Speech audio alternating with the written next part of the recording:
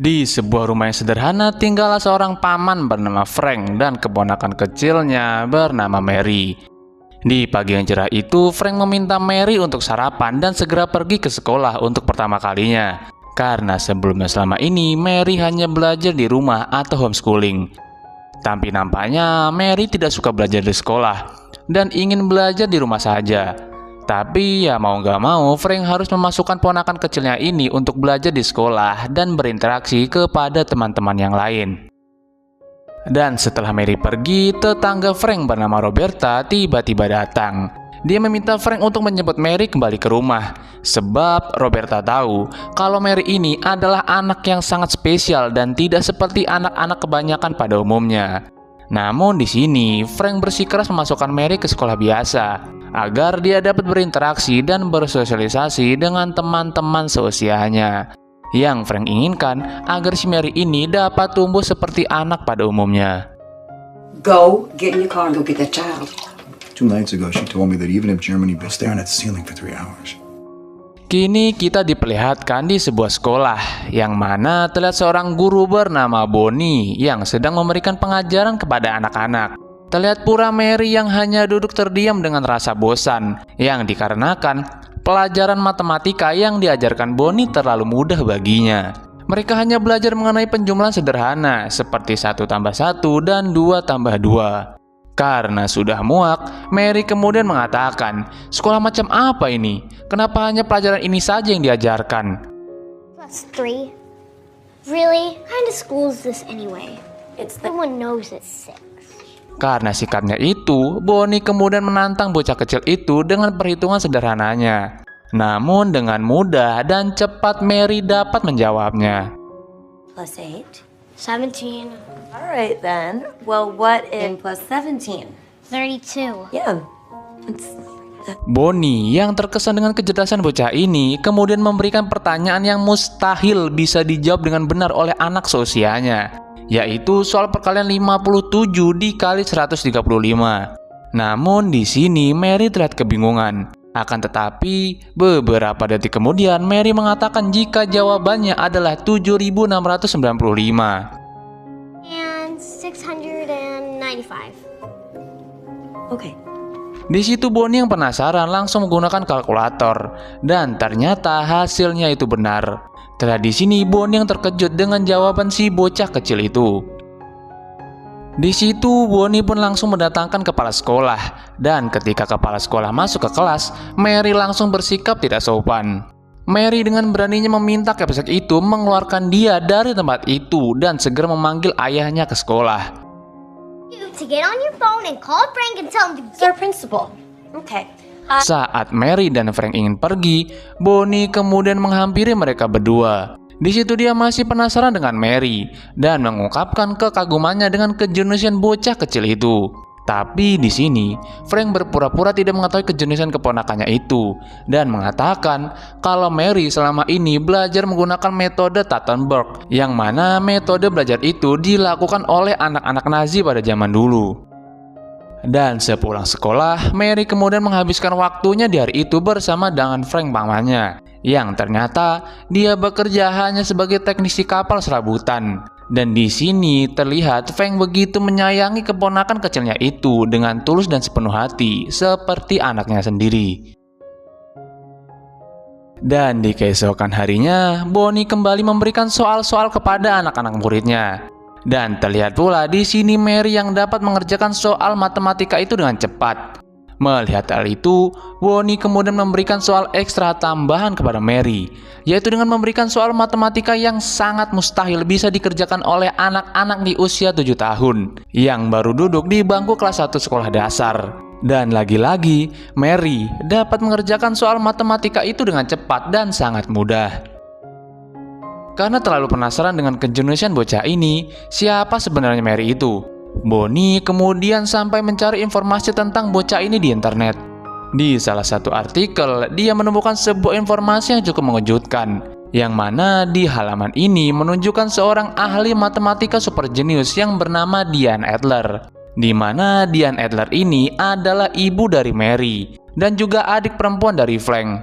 Di halaman artikel itu juga menyebutkan kalau Diane Adler ini mati bunuh diri 6 tahun yang lalu. Dan setelah mengetahui hal itu, Bonnie kemudian langsung pergi menemui Frank guna mencari tahu lebih dalam apa yang sebenarnya terjadi. Di sini Frank langsung menceritakan kepada Bonnie, suatu waktu tiba-tiba adik perempuannya yaitu Diane Adler datang ke rumahnya dengan maksud menitipkan Mary yang saat itu masih bayi kepadanya. Namun pada saat itu Frank terburu-buru pergi karena ada acara. Ia pergi meninggalkan mereka berdua. Namun saat ia kembali ke rumahnya, sayangnya Diane Adler sudah mati tak bernyawa di kamar mandi dengan Mary yang masih hidup di atas kasurnya. Di sisi lain, suami Diane Adler pergi meninggalkan mereka dan sudah tak peduli dengan kondisi yang telah terjadi. Version is she turned her back on Diane when she got pregnant. Didn't fit into her plan. Di keesokan harinya, kita diperlihatkan para murid yang sedang OTW ke sekolah dengan menggunakan bus sekolah. Di dalam bus itu, Mary melihat salah satu murid yang sedang dibully oleh murid yang lain. Karena kesal dengan perlakuan anak murid itu, Mary dengan berani langsung memukul bocah itu. Mean thing to a little kid. What are you gonna do about it? Atas semua kejadian ini, pihak sekolah kemudian langsung memanggil Frank selaku wali murid. Kepala sekolah itu kemudian mengatakan kalau Mary ini adalah anak yang sangat istimewa dan sangat jenius jika dibandingkan dengan anak-anak seusianya. Capsek itu menyarankan Frank kalau Mary harus dimasukkan ke dalam sekolah khusus anak-anak berbakat dan menjamin akan memberikan biaya full beasiswa kepadanya. Akan tetapi Frank menolak tawaran Capsek itu. Ia kemudian mengatakan jika dia hanya ingin Mary hidup bahagia dan menikmati masa kecilnya dengan tidak terkekang dengan ilmu pengetahuan dan kejeniusannya yang dia miliki. Namun di sini kepala sekolah itu bersikeras jika anak sejenius itu harus diberikan kesempatan untuk mendapatkan pendidikan yang jauh lebih baik. Lalu jika begitu, anehnya Frank di sini malah meminta kepala sekolah itu untuk membuat Mary menjadi bodoh agar Mary bisa menjadi manusia normal seperti anak-anak seusianya. 7-year-old and she stands up to a decent human being. Singkat cerita, setelah berhari-hari kemudian, setelah pulang dari sekolah, Frank dan Mary melihat seorang wanita tua yang ada di depan rumahnya. Dan ternyata wanita itu adalah Evelyn Adler, yang tak lain dan tak bukan adalah nenek dari Mary dan juga ibunya Frank. Dan ini adalah kali pertama Mary melihat dan bertemu dengan neneknya itu.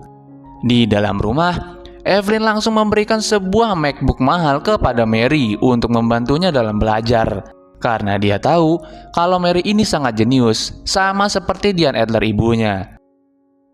Terlihat di sini, hubungan Frank dan juga ibunya itu sangat tidak baik. Dan saat ingin pergi, Evelyn memarahi Frank karena dia memilih tempat yang sangat kumuh ini untuk tinggal bersama dengan Mary cucunya. Dan di keesokan harinya, Evelyn dan Frank kembali bertemu. Di tempat itu, Evelyn meminta Frank untuk menyerahkan Mary kepadanya. Sebab menurut Evelyn, tempat yang mereka tempati saat ini sangat tidak layak untuk tumbuh kembang Mary cucunya itu. Namun Frank membantah hal itu dan justru malah mengatakan jika Mary tinggal bersama dan diasuh oleh Evelyn, maka nasib yang sama akan seperti Diane Adler ibunya. Bury her in tutors, and you can loan her out to some think. Playing Russian roulette with your skin. You look like a... Karena Frank bersikeras untuk tetap mempertahankan Mary, di sini Evelyn mau nggak mau akan menempuh jalur hukum untuk mendapatkan Mary di pengadilan. Stop thinking about me and you, and a clear picture will emerge. Di sidang pertama ini, Evelyn terlihat menyewa pengacara terkenal kelas atas, sedangkan Frank hanya membawa pengacara kelas bawah yang merupakan tetangganya sendiri di samping rumahnya. Di awal sidang, Frank langsung dibuat kesal dengan pernyataan pihak Evelyn yang mengatakan jika 7 tahun yang lalu Frank mengambil hak asuh Mary secara ilegal tanpa sepengetahuan Evelyn neneknya. Kemudian di sini pihak Frank langsung melakukan pembelaan dengan mengatakan jika hak asuh ini legal karena ia melakukan hal itu atas permintaan Diane Adler sendiri. Dan di akhir sidang, pihak Evelyn meminta hakim untuk memberikannya izin untuk bisa bertemu dengan Mary cucunya sendiri. Dan sesampainya di rumah, Roberta langsung bertemu dengan Frank dan mengatakan inilah yang terjadi jika Frank tidak mendengarkan perkataannya dan peringatannya sebelumnya dengan tidak memasukkan dan melarang Mary ke sekolah biasa. And you can say that's going to make me feel good because I'd like to have Mary every night. Dan di malam harinya, terlihat Roberta dan Mary yang sedang bermain dan bersenang-senang. Dan di sisi lain, terlihat pula Frank yang sedang minum-minum di tempat bar guna menenangkan pikirannya mengenai Mary. Tanpa disangka, rupanya Bonnie juga berada di sana dan langsung menghampiri Frank di bar itu. Di sini Bonnie meminta maaf kepada Frank. Ia tidak tahu kalau kepala sekolahnya menghubungi Evelyn terkait kejeniusan yang dimiliki oleh Mary, hingga membuat Frank harus terlibat dalam masalah ini. Namun Frank tidak mempermasalahkan hal itu dan meminta Bonnie untuk menemaninya minum-minum. Dan sampai akhirnya mereka pun teler dan berakhir berasololeria di rumah Frank. Dan di pagi harinya, Mary yang datang dari rumah Roberta kembali ke rumahnya. Ia berniat ingin mengambil buku kesayangannya. Dan betapa terkejutnya Bonnie manakala melihat murid kecilnya itu tiba-tiba berada di depannya dan dalam keadaan hanya berbalut selimut. Oh my God! Good morning, Miss Stevens. Dan setelah kejadian yang canggung itu, Bonnie memutuskan untuk langsung pergi dari rumah Frank. Dan tak lama, Frank juga mendapatkan surat dari pengadilan yang memberitahu bahwa Mary akan tinggal bersama di rumah neneknya selama 3 hari. Di keesokan harinya, terlihat Mary yang dibawa bersama dengan Evelyn ke rumah mewahnya. Dan sesampainya di rumah, Evelyn kemudian menunjukkan beberapa foto dirinya bersama dengan mendiang Diane Adler, ibunya Mary. Dan melalui foto ini, kita baru mengetahui kalau Evelyn ini ternyata juga merupakan seorang ilmuwan yang sangat jenius di bidang matematika dan juga fisika. Namun setelah menikah, ia tidak lagi mendalami keahliannya itu dalam bidang matematika.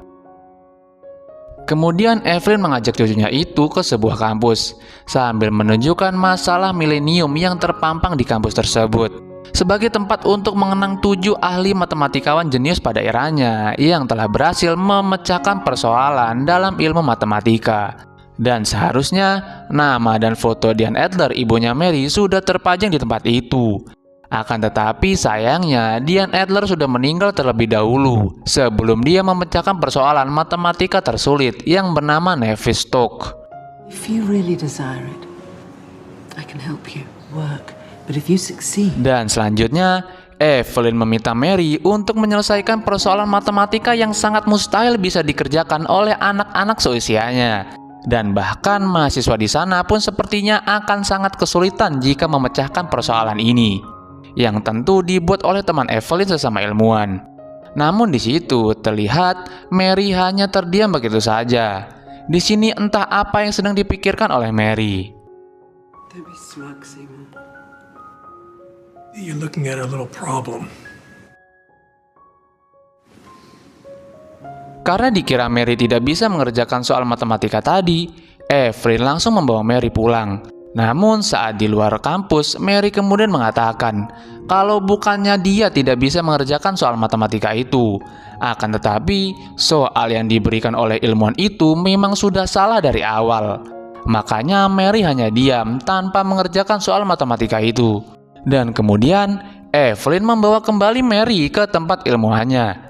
Setelah soalnya ia perbaiki sendiri, Mary dengan jeniusnya dapat mengerjakan soal itu dengan mudah dan juga sangat cepat, hingga membuat ilmuwan itu takjub dengan kejeniusan yang Mary miliki.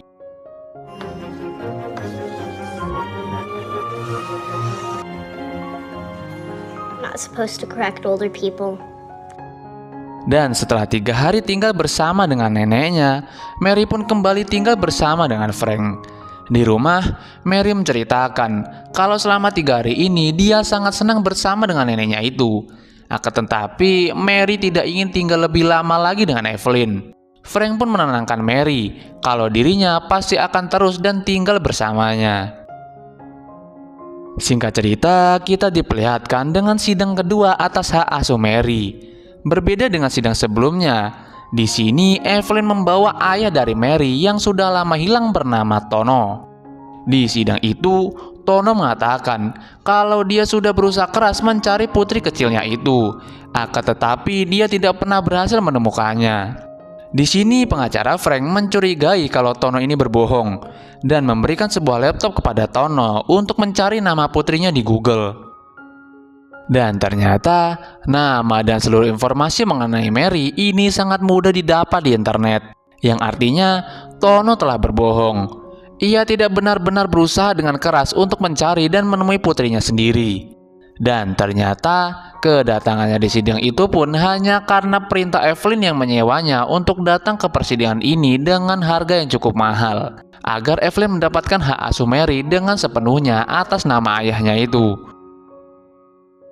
Kemudian saat di rumah, Mary terlihat sangat bersedih dan tidak ingin keluar dari kamarnya karena Frank telah memberitahu Mary kalau ayah kandungnya sendiri tidak mau bertemu dengannya.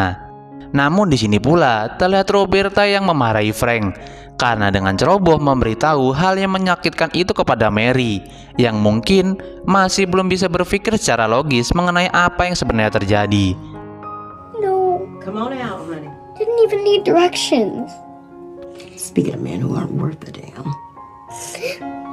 Dan untuk menenangkan diri, Roberta dan Frank mengajak si kecil Mary untuk pergi ke rumah sakit. Mereka terlihat duduk di ruang tunggu dengan waktu yang sangat lama dan hingga larut malam.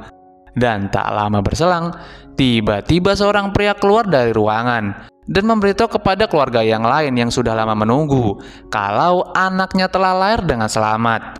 Mendengar hal itu, terlihat keluarga itu sangat bahagia. Frank pun mengatakan kalau situasi yang Mary lihat saat ini sama seperti situasi yang dia alami dulu saat Mary lahir ke dunia ini. Lalu Mary meminta Frank dan Roberta untuk lebih lama di rumah sakit ini untuk melihat kebahagiaan orang-orang ini. Hari demi hari pun berlalu. Di sidang yang ketiga, masing-masing pengacara mencoba menginterogasi klien lawan, yang memaksa Frank dan Evelyn akhirnya berbicara banyak mengenai keadaan di keluarga mereka. Lewat sidang ini, kita baru mengetahui kalau ternyata sebelum Frank bekerja sebagai teknisi kapal, dia adalah seorang profesor muda yang saat itu mengajar di universitas ternama, yaitu Boston University. Ternyata keluarga Evelyn memang terdiri dari orang-orang berpendidikan tinggi yang sangat jenius dan berbakat dalam ilmu pengetahuan dan matematika. Rupanya alasan Frank meninggalkan pekerjaannya dulu sebagai profesor adalah ingin membesarkan Mary di sebuah lingkungan yang normal dan seperti warga biasa pada umumnya. Karena itu adalah salah satu hal yang diinginkan oleh Diane, adik perempuannya. We've run away together and we're in love. No idea the capabilities she possessed. Beberapa hari kemudian, setelah sidang itu berakhir, pengacara itu menemui Frank dan mengatakan kalau ia telah membuat kesepakatan dengan pihak Evelyn dan juga pihak pengadilan tanpa sepengetahuan Frank. Di kesepakatan itu menyebutkan bahwa Mary akan dijadikan anak adopsi sampai dia berusia 12 tahun. Dan setelah umur 12 tahun nanti, barulah Mary dapat memilih untuk bersama siapa ia akan tinggal, yaitu tinggal bersama dengan Frank atau tinggal bersama dengan Evelyn neneknya. Tentu mendengar kesepakatan itu, Frank begitu marah karena ia telah berjanji kepada Mary untuk selalu bersamanya. Kemudian pengacara itu kembali mengatakan kalau ini adalah jalan satu-satunya, sebab cepat atau lambat pihak pengacara pasti berpihak kepada Evelyn karena pihak Evelyn yang memiliki banyak uang.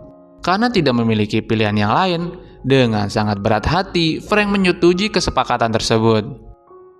Would be put in a fostering situation. No. And they agreed. No more. I thought you were supposed to be on my team. Why are you bringing me this? I love this deal. Dan di keesokan paginya, Frank pun langsung datang menemui suami istri yang akan mengadopsi Mary. Pasangan suami istri itu meyakinkan hati Frank jika Mary tidak akan jatuh ke orang tua yang salah dan akan sangat tulus menyayangi Mary dengan sepenuh hati. Singkat cerita, beberapa hari kemudian, Frank pun dengan berat hati harus merelakan kepergian keponakan kecilnya itu untuk tinggal bersama dengan orang tua asuh barunya. Terlihat di sini Mary begitu sedih karena Mary ingin selalu tinggal bersama dengan Frank. And once a month you can come back, you can stay with me. Look, you're going to a brand new school, And Roberta now. and in a few years. Please, Frank. Why are you leaving? No! Hey! Frank! Frank! Kemudian dengan sangat berat hati, akhirnya Frank pergi meninggalkan Mary. Dan di rumahnya, Roberta pun juga terlihat bersedih karena telah kehilangan Mary, yang sudah ia anggap seperti anaknya sendiri. Dan di malam harinya, Bonnie datang menemui Frank yang terlihat sedang memperbaiki mesin kapal. Di situ sambil memperbaiki kapal itu, Frank kemudian menceritakan sesuatu kepada Bonnie. Jika dulunya saat Diane Adler meninggalkan Mary, Frank sempat berpikir untuk memasukkan Mary ke panti asuhan saja. Akan tetapi, setelah melihat kepribadian Mary yang berkembang dengan sangat pesat, pada akhirnya Frank benar-benar menyayangi Mary dan berjanji tidak akan pernah melepaskannya. Dan beberapa minggu kemudian, Frank terlihat datang berkunjung menemui Mary. Ketika Frank ingin masuk, ayah asuhnya melarang Frank, yang dikarenakan setelah Frank meninggalkan Mary waktu itu, Mary mengatakan jika ia tidak mau lagi bertemu dengan pamannya itu. Mengetahui hal ini, Frank pun hanya menitipkan hadiah kecil yang akan ia berikan kepada Mary kepada ayah asuhnya, dan pergi meninggalkan rumah itu dengan sedikit rasa kecewa. Karena kejadian itu tentu membuat Frank bersedih, dan untungnya ada Roberta yang selalu menemaninya. Di waktu yang sama, Bonnie yang hendak bekerja sedikit terkejut manakala melihat foto kucing peliharaan Mary terdaftar di hewan peliharaan yang bebas diadopsi. Dengan cepat, Bonnie pun memberitahu informasi ini kepada Frank. Dan setelah mendapatkan info itu, tanpa pikir panjang, Frank langsung datang ke tempat kucingnya Mary saat ini. Dan sesampainya di tempat adopsi hewan, betapa terkejutnya Frank ketika melihat kucing kesayangan Mary yang akan disuntik mati. Dan karena hal itulah Frank jadi tahu kalau ini pasti ulah ibunya itu membawa kucingnya ke tempat ini. Karena Frank sangat tahu kalau Evelyn sangat tidak menyukai kucing. Dan tentu saja di sini Frank membawa kembali kucing itu pulang. Dan setelah itu Frank bersama dengan Roberta langsung pergi ke tempat orang tua asuh Mary untuk mencari di mana keberadaan keponakan kecilnya itu. Kemudian saat keluar, ibu asuh Mary mengatakan jika Evelyn saat ini berada di ruang tamu. Dan saat Frank datang, tentu Evelyn terkejut dengan kedatangan Frank. Di sana, tanpa basa-basi, tiba-tiba Frank memberikan sebuah buku kepada Evelyn. Doing here? We need to look at this. Let's go. Dan saat Mary keluar rumah, Frank kemudian membujuk Mary yang saat itu sangat kesal kepadanya untuk bisa tinggal lagi bersama dengan Frank. Di situ Frank meminta maaf kepada Mary karena telah melanggar janjinya untuk tinggal bersama selamanya dengan Mary. No! No! No! Stop. Stop. Stop. I'm so sorry. You promised me to take Red. No. Dan setelah Mary tenang, Frank kemudian membawa Mary ke dalam rumah.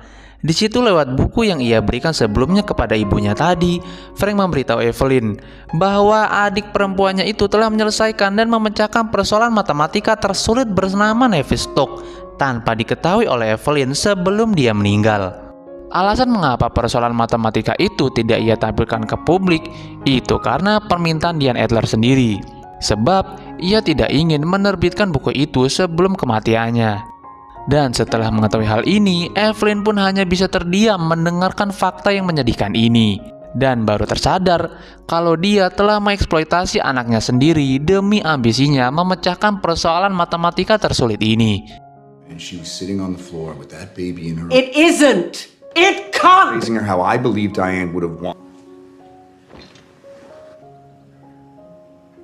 Frank kemudian menyerahkan semua urusan mengenai buku itu kepada Evelyn. Terserah ibunya itu, apakah buku itu akan ia publish ke publik atau tidak. Ia sudah tidak peduli lagi. Yang ia pikirkan saat ini, Mary kembali tinggal bersamanya. Dan setelah Frank pergi, di situ Evelyn berpikir sejenak. Dan sebelum akhirnya ia sudah yakin untuk mempublish persoalan matematika yang dipecahkan oleh anaknya sendiri ke publik. Dan setelah semuanya terjadi, berhari-hari kemudian kita diperlihatkan kepada Mary yang saat itu masih berusia 7 tahun, yang sedang mengikuti pelajaran di sebuah universitas terkenal dan ternama di kota itu, bersama dengan para mahasiswa yang tentu usianya jauh di atas bocah kecil ini. Dan tentunya Mary si bocah jenius ini mampu mengimbangi bahkan kemampuan matematikanya di atas rata-rata mahasiswa pada umumnya. Dan di ending film, setelah selesai berkuliah, Frank kemudian langsung mengantarkan Mary ke taman kanak-kanak. Bagaimanapun juga, Mary ini adalah bocah kecil yang memiliki dunianya sendiri. Dan dengan begitu, Mary dapat memanfaatkan kejeniusannya itu dengan baik. Dan di sisi lain, ia masih bisa bermain dan bersosialisasi dengan anak-anak seusianya. Dan film pun tamat.